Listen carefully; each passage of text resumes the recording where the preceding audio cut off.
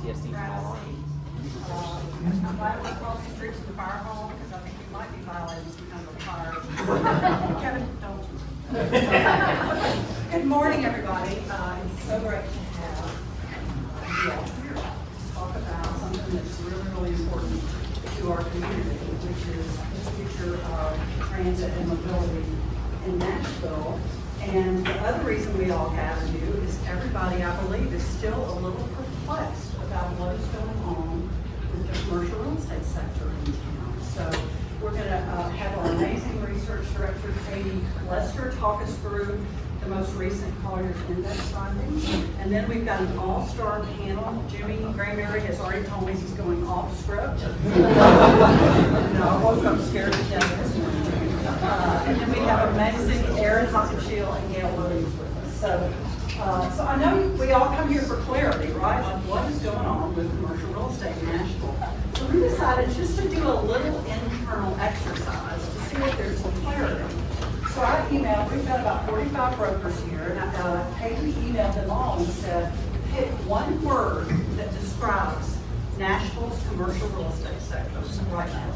Let's take a look at the clarity that was provided. I've never seen so many interesting words put together.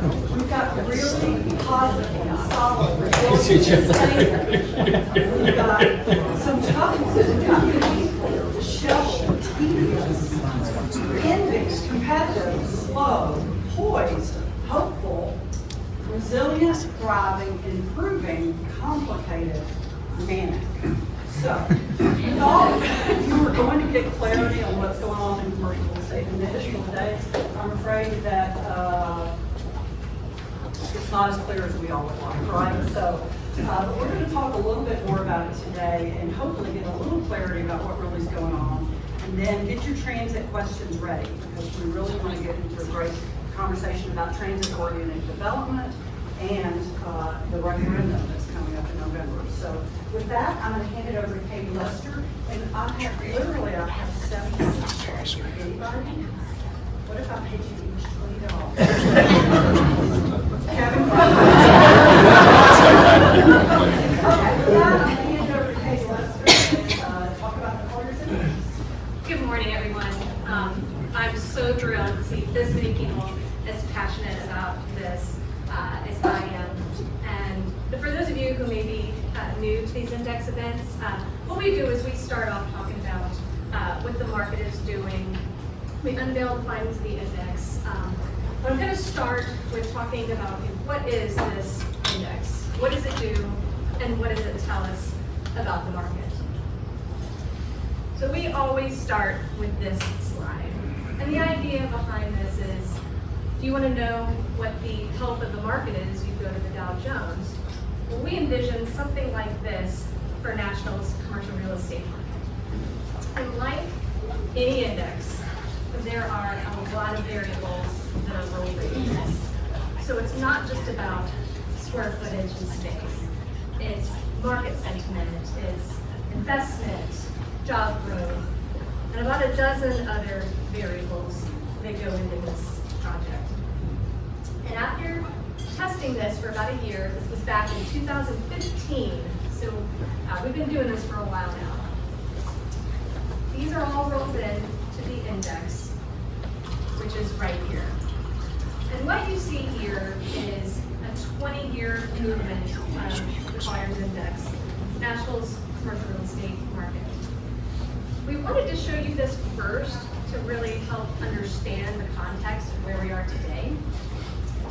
And the numbers are what they are at any given quarter. We update this quarterly. But it's really that trend over time that really tells the story. And last time we met, back in March, we were at 196 points, ready for recovery. So this go around, fast forward to mid-year 2024, we are actually at a new high point. We're at a pivotal point. Yet, there is room for improvement because we are just under that trend line. And if you zoom in the past couple of years, you can see a little bit more variation in the index. So far left, we were climbing out of COVID, just as a reference point. Fast forward over 30 points later, we're at 208. That's a 12-year climb in 2024. So let's talk about how we got here. Like I mentioned, there are a lot of variables rolled into this, and I'm just going to touch on the main ones for today, otherwise we'd be here all morning. But if you don't want to hang out and talk about it, we can. Starting off, our first driver is an uptick in investment. Now, I want to show you this first, again for context. 2021 and 2022 were record years. 2023, that was the low year. This is what inflation and interest rates, that's what happens to the investment sector. However, things are improving in 2024. There was a lot more red in that chart than some of you saw last go around. Comparing mid-year 2024 or mid-year 2023, Nashville's volume has gone up 32.6%. It has improved in every sector except for multifamily, which in the multifamily world, there was record investment on the multifamily side the past 2 years. So that's not super surprising. But all in, 1.7 billion traded at mid-year over the negative 6% of the U.S. average. Okay. Our second driver has to do with population and occupancy. This was a big one. Net migration into Nashville by year. Check out 2020. Nashville was a huge feeder city in 2020. And right now for 2024, we're tracking at about 18,000 people. And then annualizing that, it'd be projected to be about 35,000. So tracking with 2022. So where are all these people going? It's not just Davidson County growing, it is the region. And looking at population growth from 2010 to 2029, so forecasted, a lot of the surrounding counties are poised to grow over 50% into 2029. Looks like a storm over 840, doesn't it? Springville and Lebanon. So again, you know, an indicator as to what's to come. What we really liked seeing this go around in Q2 was finally an uptick in multifamily occupancy. And multifamily really has been a story about supply. Tons of supply over these last couple of years. 20,000 units alone, 2022 and 2023. And you can see as a result, that decline in that occupancy these last several quarters. So we were really excited to see an uptick in occupancy. Looking at these completions by year, following a record year of 2023, year to date, about half of that. So it has fallen off there. However, you would think that would be the case. But here's what's coming in the next 2 years. 27,000 units delivered. Now keep in mind, this is regional. So this is up, you know, Clarksville to Dixon to Spring Hill, it's regional. And Nashville's been a top feeder city since 2015, and seeing all this growth coming that has already happened as well in the surrounding counties, they've got somewhere to go. So it'll be really interesting to see what happens in 2026, what that looks like. Another huge driver for the index is office absorption. And absorption, in case you don't know, it's the space a tenant takes in a building. So the higher the absorption, the better, the healthier the market. Nashville's office market is tracking at about 655,000 square feet for year to date, better than last year at that time. And what's really interesting is that of the 78 markets that Colliers tracks, only a third of them have positive absorption this quarter. Nashville was one of them. And I want to point out here, a lot of the activity is happening in these Class A, highly amenitized buildings, these office buildings. And on this aerial here, they're all located on what we call kind of the fringe areas of the CBD. And so these buildings are doing very well. Who's signing them? Where are they coming from? They continue to move outside of the CBD. We've seen this over the last couple of years. Tenants are getting out of that, well, the bridesmaids, the tractors, and the tourists, and the congestion in Nashville, in and out of the CBD. So we're continuing to see this flight to quality trend. But here's a positive traffic. This is Q2 Nashville foot traffic by major sector. So this is the foot traffic of major retailers. Department stores, grocery stores, pet care, restaurants, a lot of the big sectors. Nashville was up in every single category, except for one, interestingly.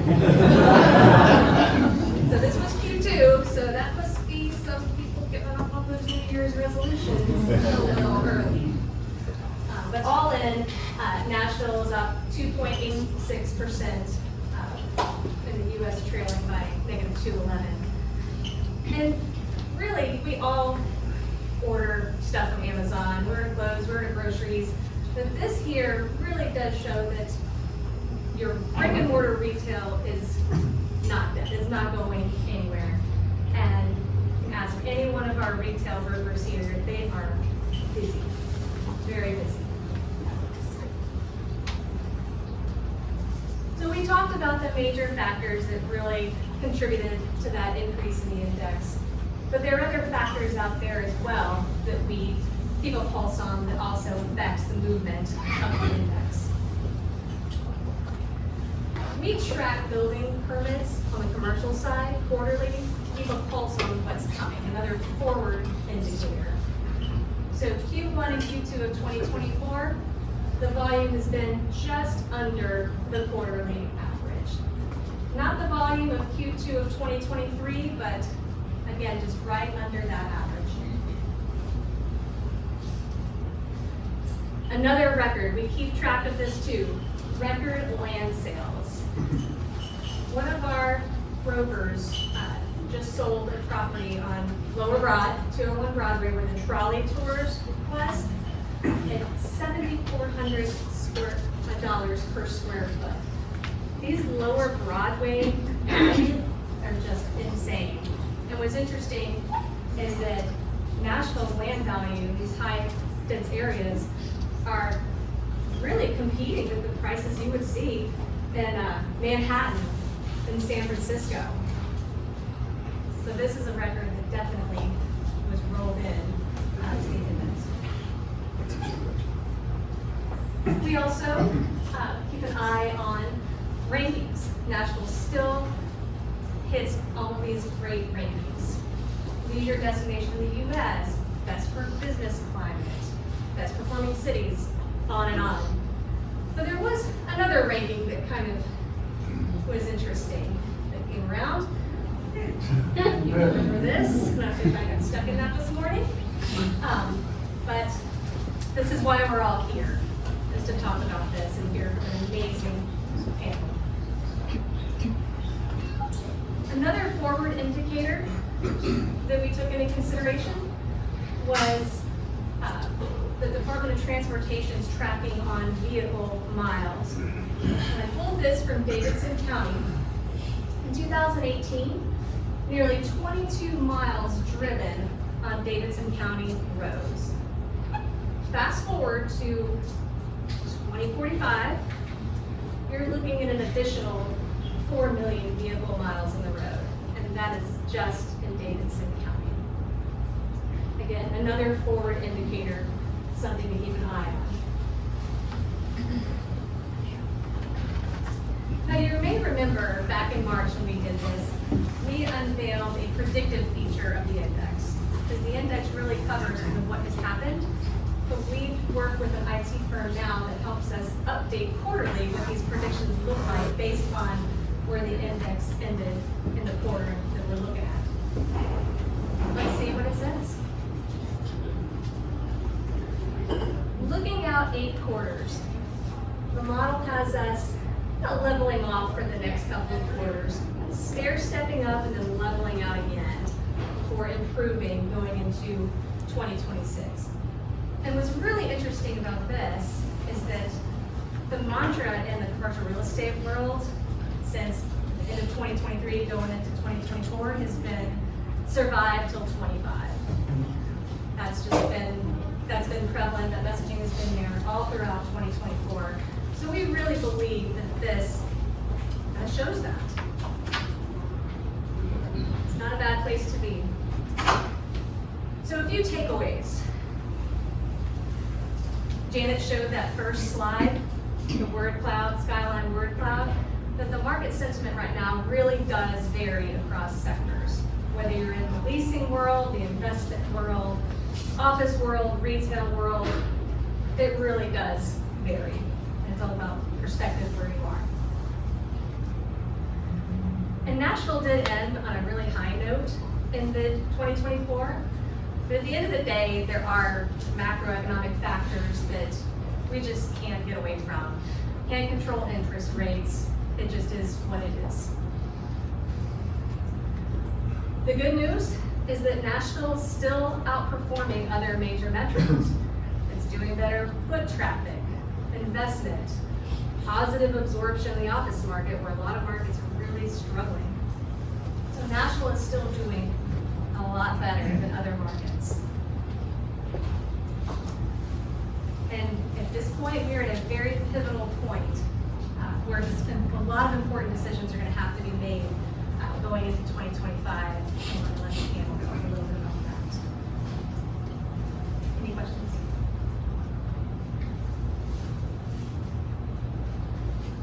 Yes, yeah.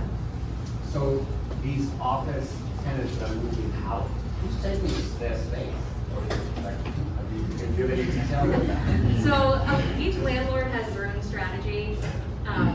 There have been the decision to renovate or develop speculative suites where the space is built out and ready, it's essentially turnkey. And we've seen a lot of activity in that as well. So it just depends on where the building is, what it needs, what the amenities look like.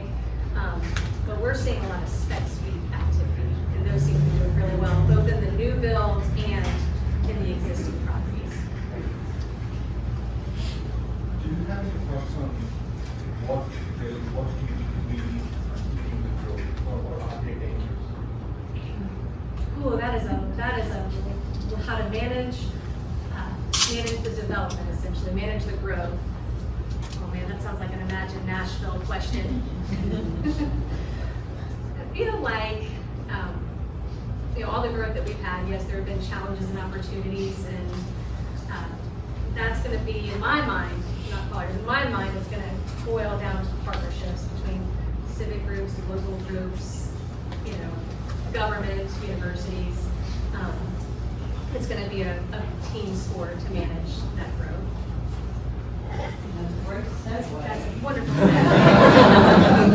Because managing the growth of infrastructure and transit mobility, top list for Nashville. So, how about a round of applause?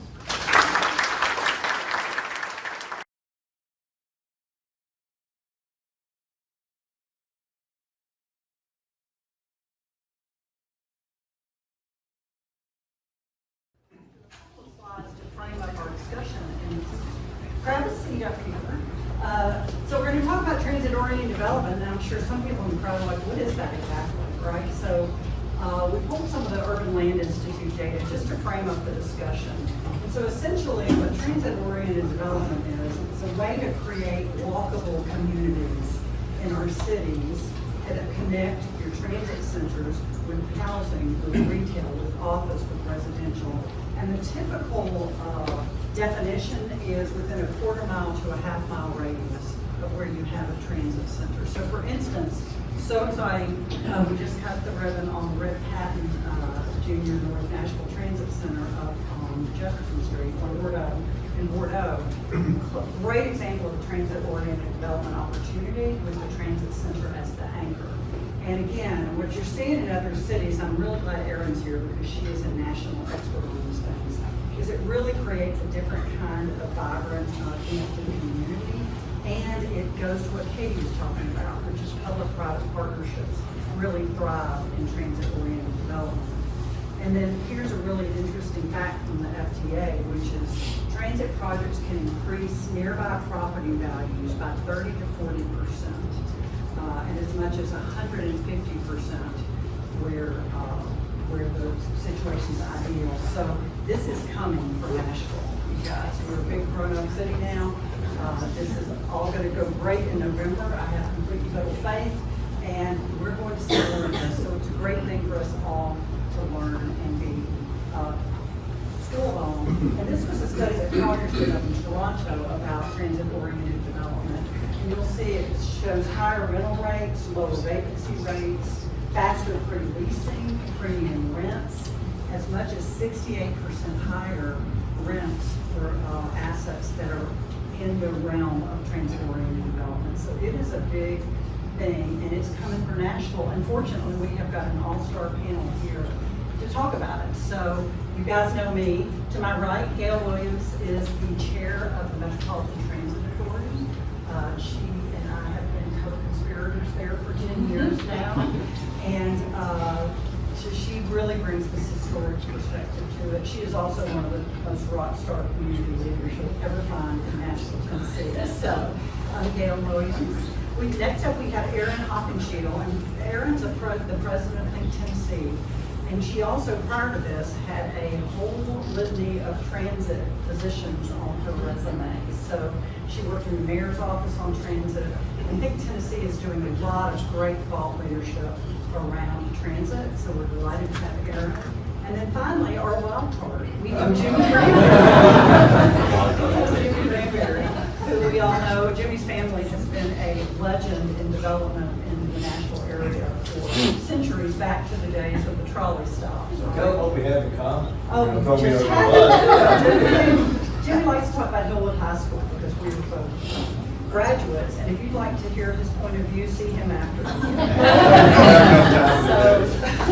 So, Jimmy has got a really exciting development going on in Donaldson right now that is going to be a great example of transit-oriented development here in Nashville. So wanted to talk to Jimmy about that. And then Jimmy, of course, is also an airport authority board member, and I know there's lots of conversation about transit connections between the airport and the rest of the community. So somebody, Doug, ask him a really hard question about that. Careful.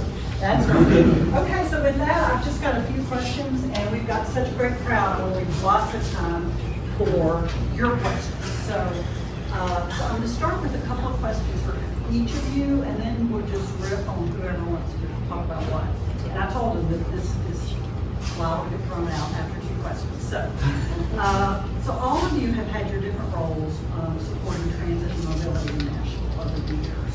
And start out by just sharing what your role has been and why do you think that this is important and that this is kind of a pivot time for the community. Why is this important for the referendum? Gail, start with you. Thank you, Jan. Thank you for having me here. Good morning to everybody. Well, I have been a member of the MTA, and many of you sort of see it as WEGO. We're branded WEGO, but we're named MTA by term. So when I mix the two together, it's not that it's just too early in the morning for me and I'm confused, because that's why we do that, right? So I've been here I'm in my 21st year. Round of applause. I was appointed by Mayor Purcell. Some of the young people looking around, well, who was that, right? Several mayors ago, but a major mayor had a vision for transit in Nashville. And so made some major changes, and as a result, I did some other things, and he invited me to be on his board. And I want to say this, that he did not know this at the time, but my dad was bus driver in Detroit for 40 years. One of the safest, best bus drivers ever. So in a way, my tenure here is also part of family legacy. So it comes from my heart, and it's something that I truly believe in. I was born and raised on buses and transit, and that's how we got around in Detroit. That's as teenagers, as adults. So transit is a part of my being. And I think maybe to the question of why I've stayed, the MTA has been truly blessed with just great governance. I have had some of the most amazing board members and community leaders on this board. Came on Marion I, who's back here, was the chair of our board. And Marion has such extensive expertise in transit, having been in the RTA and then coming on to the MTA board. And Reverend Bill Barnes, when we talk about housing, of course, he was sort of the first person to talk about housing and transit and how much it mattered. And then, of course, we had the pragmatic, extremely, really elusive lead on our board that guided us strategically to think and be committed to the work we do. And of course, we had a fellow named Eddie Collins, and Eddie understood labor better than most. So we had this complete board and sort of figured out how to like you here. I think Reverend Barnes asked how, what qualified you to be on this board? I didn't really know the answer, but I didn't want that. He was a bus driver. But over the years, we've been really blessed to have that kind of governance. And I think when there is support from mayor's office, from Metro Council to make certain that this kind of board governance exists in our entities, it allows for growth and it allows for strength. I will also say MTA has had strong executive leadership. Steve Lamb is in the room, and I compliment his leadership and his expertise all the time. He is a great leader, a visionary leader, and someone that, as we talk about this growth, is poised and ready to help with the growth. And he's also always had a very strong and steady staff that has great expertise. They're very skilled, they sustain themselves, and they grow. And sometimes they leave us and grow other industries, but it's because they were good at Nashville. So I really appreciate that. And so I think that's my history of how I got to be here. And every time I try to leave when my time is up, some people sing in my ear, and She was going off the board, and man, I called her and worked her over, and she listened to some Aretha, and she is still on board. My neighborhood, you probably heard me, saw me with my earbuds in, dancing and walking and saying, but that's my story. And we get to work with so many great communities, and having my partnerships grow in our city as it relates to transit. I'll give a shout out to Vanderbilt being one of the first organizations, first universities to do our access partnership. So that's been great. And so many others have come along as well. So Mary, it's so good to see you today. This feels like home. I love it. It's great. All right, Erin, how about, what's your story? Why is this important? What's your story? I'll do a quick version of the story. So as Janet said, I run Think Tennessee. We're a statewide public policy think tank, and we work to ensure that all Tennesseans are civically engaged and economically secure. So where does transportation fit into that? We have some of the highest transportation costs in the entire country. I know we often talk about housing costs a lot, but our transportation costs are higher and more impactful on a household's budget than our housing costs on average and for moderately income families. I see a lot of jobs that just dropped. Not a lot of people talk about that. We need to have more affordable transportation options. So that's been a big driver of our work at Think Tennessee. As Janet said, prior to being at Think Tennessee, I was at Vanderbilt, where I helped launch the Move EU program. I see a few of my partners, Craig Phillip, Abhishek Dubey, and I think Margaret Emily is in the back too. Move EU was sort of a first of its kind transportation demand management program, where a major employer is trying to encourage its employees to use alternative modes to get to and from campus, walking, biking, and of course riding transit. I'm actually in the process of getting my PhD using some of the data from that work, so I can't make total claims yet, but it's been one of the most successful programs in the country and encouraging people to walk and bike and scoot more to campus. So more to come on that as that program continues to mature, but first of its kind ever in the Southeast, so it's really exciting to be part of that.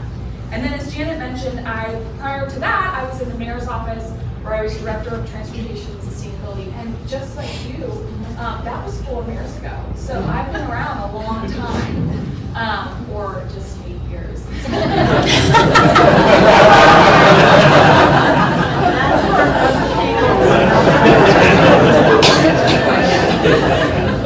But I was really involved in the development of the Let's Move Nashville plan and the 2018 Transit Referendum, so we'll definitely talk a little bit to that.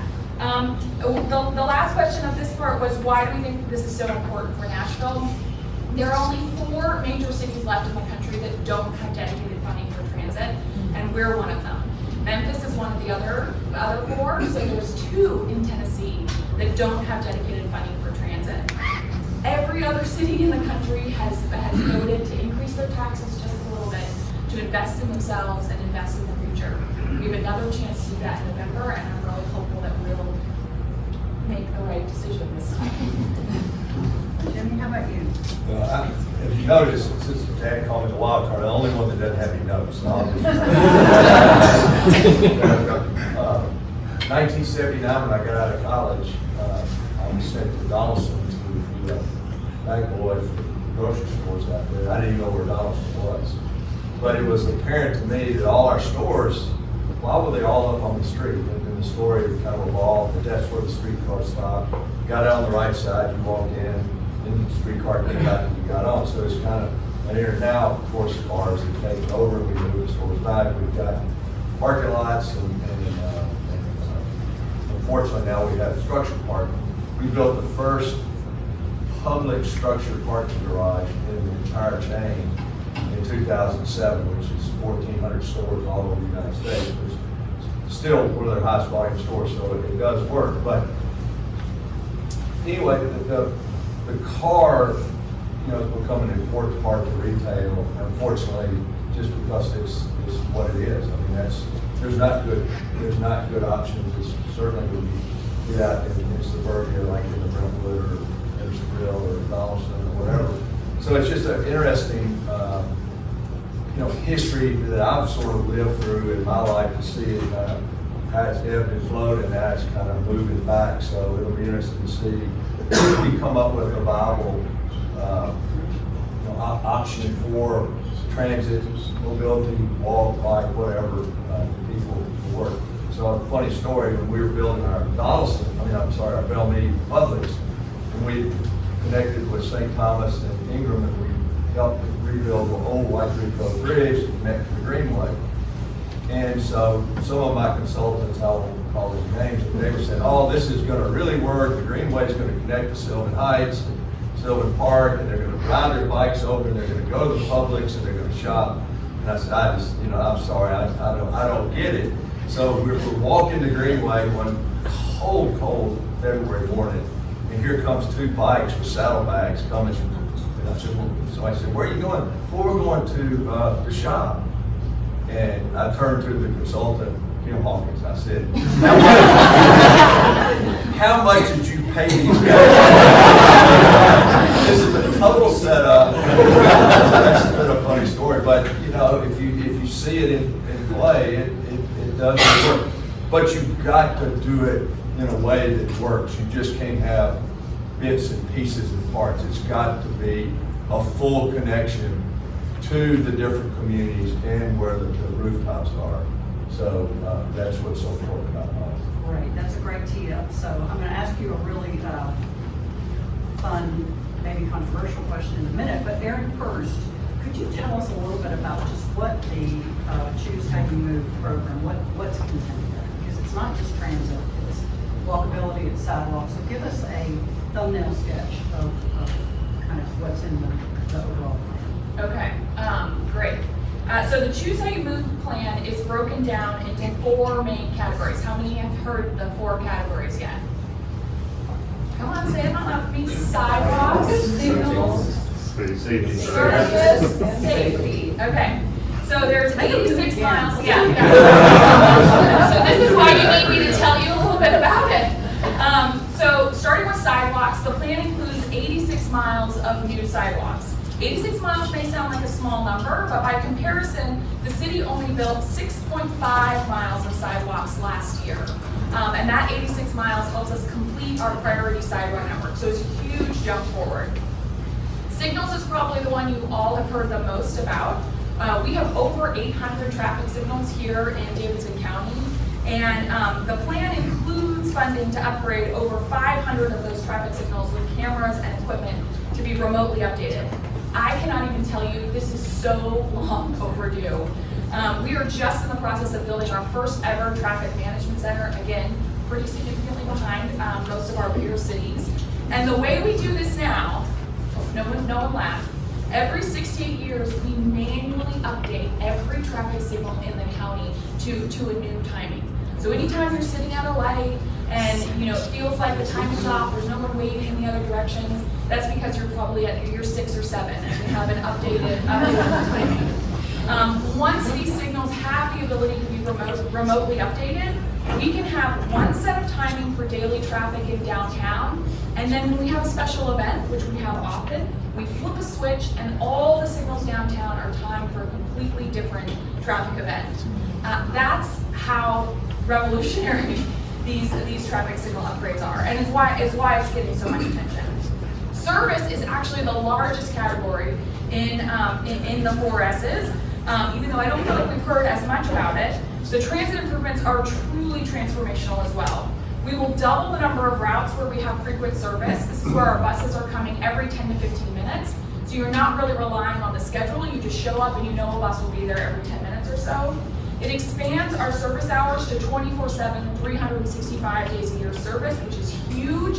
We do not have a normal 9 to 5 work schedule here in Nashville. We have lots of people in the hospitality industry downtown, and they are not off work at 11 p.m. when our buses end. So having that 24/7 service is hugely important. And we'll eventually build 54 miles of all access corridors. The final category is safety. These projects will improve safety for all road users, but particularly for bikers and pedestrians. The projects include 35 different intersection redesigns and 35 miles of complete streets. The plan is funded by a half-cent increase in sales tax, and all of the capital improvements for all 4 of the categories is $3.1 billion over 15 years. Okay, so here's my great question for each of you. Let's assume everybody in this crowd is a skeptic. They say things like, I'm never going to ride a bus. Or they say things like, I see empty buses going down West 5th Avenue. Or they say things like, sales tax is regressive. That's your audience. Give your pitch as to why you believe that this dedicated funding is important. And it's important for me to say, Margaret Bell isn't here, but she knows this. She knows. Gail and I are on the transit authority. We're speaking from our personal positions. Did I get that right? Okay, good. So these are our personal opinions. Martin's calling.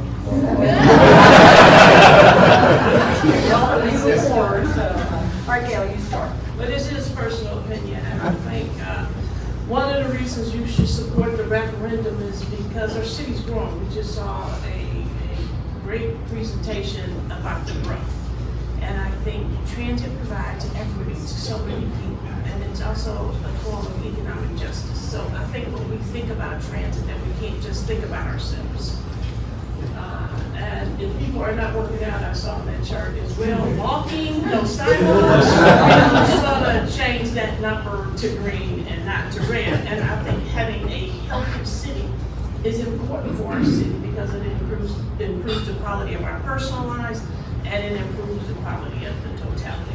And not sitting at those lights, because you know we all do. You sit at that light, and they're like, oh, this is a 3-minute. What can I do? One email, one text, and maybe a bite of my sandwich, and get somebody on the call. So when the light changes, they'll be on the call, right? But You put your phone down, right? and then, of course I do, right there, right there. I don't do that. I just don't do that. And I just sit there patiently and wait while just talk to myself and listen to a little Aretha on the radio. But so we start getting to our places quicker, and we all get to our places quicker. And I think business leaders, it's important for you to think about your staff, employees. How do they access work? How do they access home? How do they access entertainment? How do they access the quality of life that those of us who can't get in the car can go right to the parking lot whenever we want to? What about when they come in after being in traffic forever, when they come into the workplace stressed? Just stressed. Like, I mean, some of y'all probably got stressed this morning because I heard there was an accident on 4 point. So I think it improves the quality of life for all of us, and we have a responsibility to make certain that we have equitable access for all of our citizens in the city. And I believe that very strongly, and I believe that this referendum and being able to improve transit in the way that we can, and the way that's envisioned in this and envisioned in the plans that we've done at MTA, just brings so much more access to so many other people. And as leaders, we should think about it. Even if you're not gonna ride the bus, you're gonna walk, you're gonna be stuck at a light, and you're gonna make equitable decisions for other people that are really important for our city. It's the soul of our city. Right, Karen. I mean, agree with absolutely everything Gail said. The one other thing I would add in addition to that is that the idea that sales tax is regressive. Yes, sales tax is regressive. I think we can be really honest about that. But not having a reliable transit system that requires people to buy a car to get around and get to work is extremely regressive. The average cost for car ownership in Davidson County went above $10,000 a year during COVID. It's now just over $12,000 a year. How many of you have hired somebody in the last 9 months?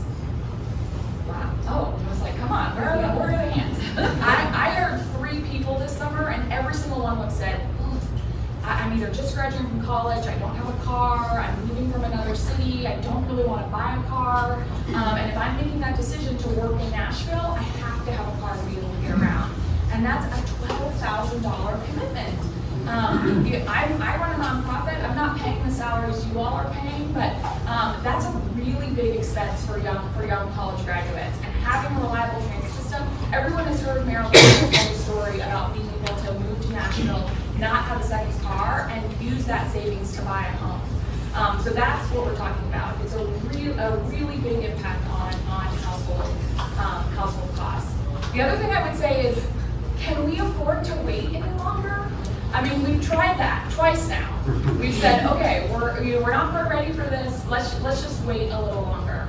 As Katie's slide showed, our growth actually accelerated after the last referendum failed. That 2020 number of people who moved here to Nashville, our VMT miles, it barely went down during COVID, and now are back up. That's vehicle miles traveled, how much we're driving. Everybody's driving more. One of my favorite arguments against the 2018 plan was the just huge amount of alternative plans that we heard about. I don't know if any of you remember, but there was a plan called Intelligent Transit that called for double-decker highways, automated buses, funded entirely by public-private partnerships, no increase in sales tax, and it would be built in 3 to 5 years. Well, here we are 6 years later, and we haven't heard a peep about any of those other plans because they were nonsense. They weren't actually based on anything real. This plan is based off of decades of planning, 70 different plans, and all it needs is the funding. And as I said at the beginning, 46 other major metro areas have made this decision to invest in themselves because it works. And when a city votes to invest in themselves, they almost always come back to either expand it, renew it, or vote against Hail Mary efforts to reverse it. Because, as Jimmy said, it works. Investing in sidewalks and signals, increased transit service, improves our city. Or Jimmy, what would you say to the naysayers? Well, I love the 4 S's, and I'm not sure over the next couple of years how much that will be adjusted. I'm sure it will be adjusted. It's not ironclad exactly the way it's going to be built. But what I've always been an advocate for is a dedicated funding source to give the powers to be, the Steve Blands of the world, the money to do what they need to do in a very professional. The consultants at MTA, employees that are working with us in Donaldson are incredibly bright people that see this all over the United States, and what they bring to the table is great, but you gotta have a funding source. And putting my selfish hat on, and I know Doug's sitting over here, and I know all the developers in the room, we are spending fortunes on parking garages. Vanderbilt, I mean, there wasn't, when I was bursting the campus back in the 70s, there wasn't a single parking garage anywhere on campus. Now, look at what we built at the airport, look at what we built as a company. Who'd ever thought that we would be building all these parking garages? But, you know, you want to go vertical, you want to build more GLA, so you got to have a place to park the car. But if you do these, I know Beth and I have worked on a lot of different studies. We're working on one now with MTA folks in college. When you do these shared parking studies, they do work. And actually, they work better than what your studies show, because we see, like in Brentwood, for example, now it might be a little bit post-COVID, but even before COVID, 2019, we weren't utilizing all the parking, and we were 100% occupied. So maybe the studies, you should go from 13 to 15, maybe 20, 25% of a reduction in the parking, and do the math on that from a developer's point of view. And what that, you still build the same amount of square footage, but you don't have to build all that parking. Now, I know there are certain places Doug will advocate to build more parking, because people are coming and staying and traveling, which is important. But people that come to retail or office, they're sort of in and out. They're hopefully not staying overnight in the parking garage. But anyway, so I think the dedicated funding source is incredibly important. And call it what you want. I think it's a fair. So I want time for the audience to ask questions, but Jimmy, tell us about what you're doing in Donaldson. And my question for you is, would you be doing that development there if it were not a transit-oriented development with the transit center and the music city store? Tell us about the development. Well, probably not, because we don't own the land. But anyway, Fair enough. but to that point, I literally started working in Donaldson in 1979. And, you know, Donaldson Pike, Lebanon Road, the airport was the airport. I don't know, we were doing 5 or 6 million passengers a year at that time in 79. I don't know the number. But the track was there, the Music Star came along, the Greenway started being developed, Opryland. Y'all know the whole story and what's going on. And, you know, Donaldson took a dip. You know, Donaldson High School was no longer there. It moved to McGavock. So the rooftops kind of dwindled. There weren't many people shopping retail. That's why we closed our store down. It just wasn't the active, vibrant community that it was in 79. But now it's starting to come back just because it's close to Nashville, and Nashville's kind of grown out to it. But if you think about a transit-oriented development, and what we've got train, we've got 2 major arteries, we've got a greenway, and we got the airport 2 miles down Donaldson Pike. There's not a better location that encompasses everything with the mass that we've got. We own, it's about 15 acres total. We own part of it, RTA owns part of it, 54 owns part of it, and NEBRA, the train company, owns part of it. So we brought all 4 of those entities together. Now, it's not a done deal. It's a long way to go. Steve and I were talking about this morning. But if it can be pulled off, and then you fast forward, 15 years in the phases that we would do, you have, 700 to 800 rooftops with, y'all said, I remember the data point about the distance that Janet showed. We're talking about 500 feet to the bus station, 500 feet to the train station. So that, to me, is all part of the resurgence of Donaldson. We'll have retail, we'll have multifamily, we'll have maybe some it's all being, massed out and worked on, but to pull all those entities together to have that much critical mass on that location with all the parties that play here is just, to me, the finest location, if we can pull it off in Davidson County. And Aaron, I'm gonna ask one last question. So, we've got Hillsborough Transit Center, we have the North Nashville now, Hickory Hollow, that's under development. What do we think we're going to see around these transit centers? What's the opportunity? What are they going to look like? I think that there's The thing that's really exciting about transit-oriented development is that you're able to sort of get off the cycle of building a building or a neighborhood that's very car-oriented. Once you start paying attention to this, you almost can't unsee it. When you start to see new buildings that are built around town, and you can tell that they were built for a car to come drive into their little driveway and probably drop their car off to valet, be parked in one of those parking garages that's underground, versus when you see a building that is built for a person to walk up to the front door from the sidewalk.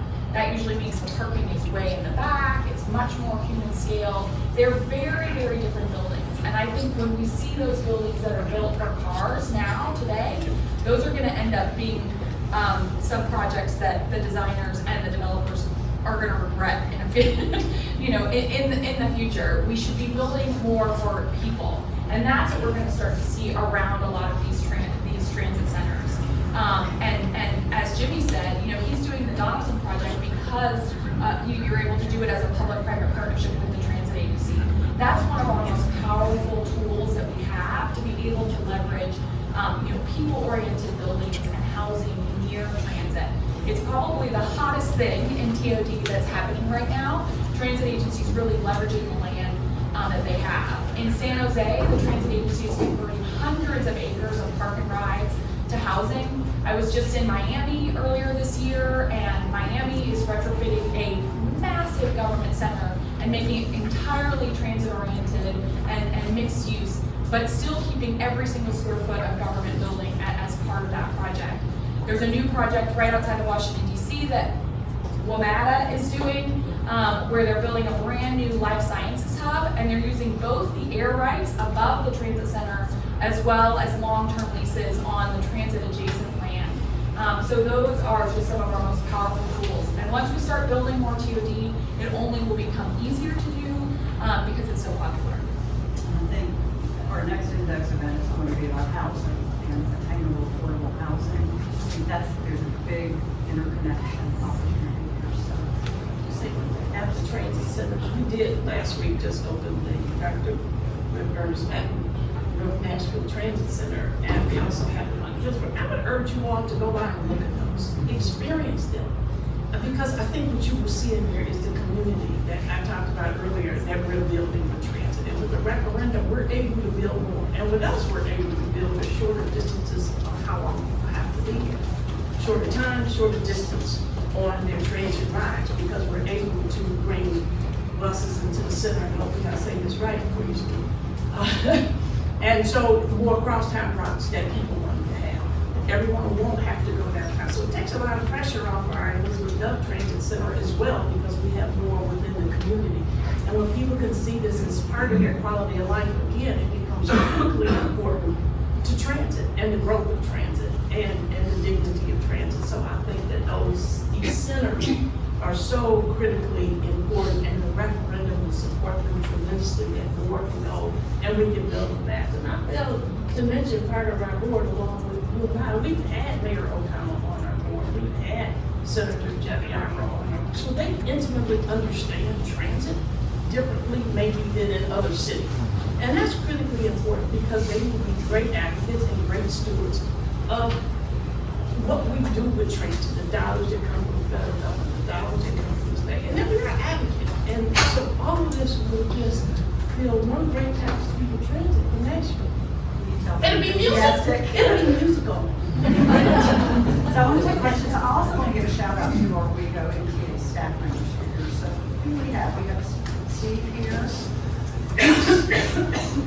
Thank you all. Debbie Frank's back in town working for WeGo. Yay!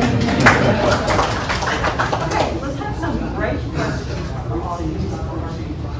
Nothing's off the hook. Right. This is a general question. Is there a city, you mentioned Miami, you mentioned DC, that you see as a model, or there are parts of cities that could be a model that we visualize or like that? My favorite transit city to talk about right now is Seattle. So Seattle was probably further behind a lot of the other big cities in terms of investing in transit. They had a number of failed referendums. Their last failed referendum was in 1995. They came back just a year later in 1996 2006 to pass their first referendum. And they have done it in sort of they've now passed 3 referendums. So every time they come back to voters say, yes, please, we want more. And their first referendum really focused, actually it was a light rail line to the airport as well as an increased sort of bus service. And then when they did their second referendum, it was within the sort of urban core of Seattle, it was a much, much bigger build out. They have invested as heavily in their bus system as they have in their light rail system, which sometimes cities make the decision to over-invest in rail and not enough in bus. We're obviously not making that mistake. We're heavily investing in our bus system and our urban transit network, and which is what really builds ridership. And then their third referendum was their regional solution. So they have regional light rail, regional commuter rail that's really connecting their entire region. Let me see if I can remember this off the top of my head. From 2010 to 2017, they added 50,000 jobs in their downtown business district, and the number of cars coming into their downtown district went down by 4,500. So they were able to absorb all of that job growth entirely with walking, biking, and transit. Other questions? Yes. Do you have any polling information on the odds of this succeeding, and what are the plans? What's the strategy on promoting voting rights? Anybody here an expert on that? Anybody in the audience an expert on that? I can definitely talk about the voting trends. Everything I've heard anecdotally, no one has told me any specifics, is that the polling is going well. The reason why this referendum is on our November ballot is because that's where our highest turnout is. Actually, I think it was a Calvert Street study that was done that looked at transit referendums across the country. When turnout is over 40%, transit referendums end up passing 70% of the time. So doing a transit referendum at a high turnout election is a really good idea. In Davidson County, we very rarely get above 40% turnout. We really only do it for presidential elections and competitive midterms. So in November of 2018, when Phil Bredesen and Carl Dean were running for statewide races, we got over 40%. But usually in midterm, we don't get over 40%. We're expected to be at about 65% turnout in this November, which is about 325,000 voters, give or take. And so the challenge will be is that the referendum is the last thing on the ballot. And oftentimes people come in, they vote for president, and they walk right back out. They don't vote down the ballot, and they don't vote for the last item. The drop-off can be as high as 30%. So the most important thing is make it to the end of your ballot. I mean, honestly, y'all, that is such a great point, which is, this is gonna come down to who goes to vote, and if they go all the way down to the end of the ballot. So when you're talking to your friends and families and coworkers, that's a really, really important message. Don't just go in there and vote for the one person. This is the future of the city, and it's the last thing on the ballot. So please help. That's what we can all do in this group, is push that message out and push the messaging around about how critical this is for our city at this point in time. Let's see, we've got time for a couple more. Yes. What type of position do we expect from the Trump-centric indies? In terms of voting for the referendum? Or even having organized the decision, meaning communities say that use X, Y, Z, be negative about the idea of Trump rather than be positive about it. I've heard in the past that there were many organizations, say Arlington from Texas, been there for a long time. Arlington is extremely policy. And even there, Transmaster was done for both bicycles and pedestrians. Even council people had a lot of time to believe in ideas or even bicycles because it was a more-centric city and like making that way. So are you prepared and ready to take the position and have an answer to them if they come with the other policies? If they're against it, I mean, if you talk about four S's, I mean, who wants to sit traffic laws, get the signals right? Who wants the option to walk? We're temporarily in one of our properties that's a mixed-use property. Typically, we're out in 100 Oaks area where we have some buildings. And I'm gonna have a hard time getting our folks back to the old office because they can walk 25 different places to lunch because it is an option. So I think when you talk about safety, well, you know, who wants to watch a pedestrian or a biker? And I will jump in and say that Salt Lake City had this great, which I found hilarious campaign when they were getting in the transit business, and they were billboards that basically said to the people in the cars, aren't you glad we funded transit? Because there's fewer people on the road, so you can be in your car. So there will be some opposition, there always is. I believe this time though, it's the right plan. It's not just swinging for the fences with all the shiny things. I think people have gotten to the point where they understand that we have to do something. And so our belief is that because it's the right plan, the right time, where the city is, and affordable, nobody likes tax increases in the grand scheme, then this is the time. But it all depends on everybody getting out and pulling the road. And I'm gonna wrap up. We could sit here and talk transit all day long. Okay. You all have to go to your anxious, stressful workplace. I have one thing I wanted to add with the Nashville Chamber. My name is Nolan Porter. Going back to the earlier question about what kind of marketing is out there to let people advocate and be educated about it. We've been working on some videos with local business leaders, some chamber staff. They're not going to be all released from the chamber. They're going to be from different entities, but they'll be out there on social media. You can share and let people know. We're letting them know about what the wording is going to be on the ballot. It might not have transportation on there, but you have to vote for, not against. So, yeah, just wanted to share that FYI. Thank you so much. Kevin Crumbo is going to wrap us up today. I'll wrap you up. So I'm Kevin Crumbo. I'm the city's finance director and obviously very much favor the plan. And when I hear questions about the opposition and the money and so forth, one of the things that tends to get lost in this is that for us to have a dedicated funding source, we only have 6 choices to do that. They're all regressive. Right? This is under the Improved Act. You need to go read about it if you don't know about it already, but only one of those, the one we picked, provides enough money to fund a plan. So it's the half-cent sales tax. Of that, about 60% of that will be paid by people who don't live here. Right? So once you start thinking about this, that is our really only dedicated source of funding. Other than that, we're probably looking at property taxes to pay for sidewalks and things like you heard about earlier. Those would be all the people, by definition, who live here. So when you start to hear the opposition right now, it's regressive and so forth. Regressive is really our only major option to do it. The only one that makes sense. So I'll stick around here if anyone wants to ask a few questions about that. How about a round of applause for